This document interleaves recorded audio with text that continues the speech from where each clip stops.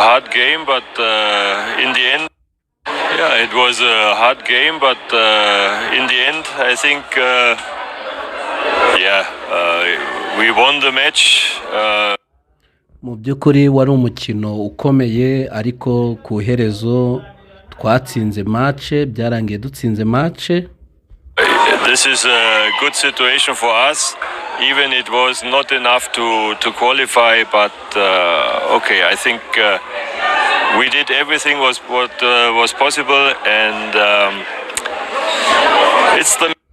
Mu by'ukuri twakoze neza nubwo bitari bihagije kugira ngo tube qualified, tujye mu gikombe cya Afurika, ariko twakoze uko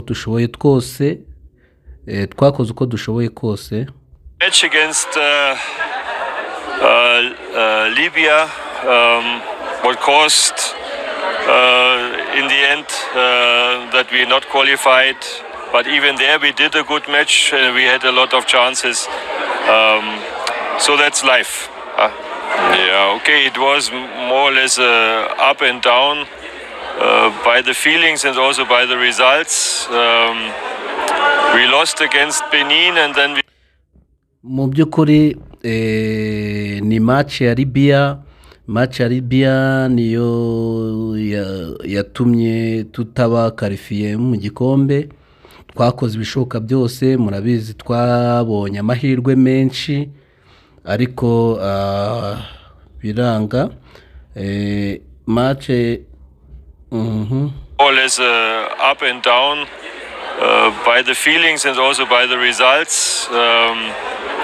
We lost against Benin and then we won against Benin and nukuri murabizi twaratsinzwe duhuye na Benin, tugeze ino natwe turayitsinda. We draw against Nigeria, so I think we had some very good matches and we had some good results. Twaje no kunganya na Nigeria, mu by'ukuri ndatekereza yuko twakoze match nziza.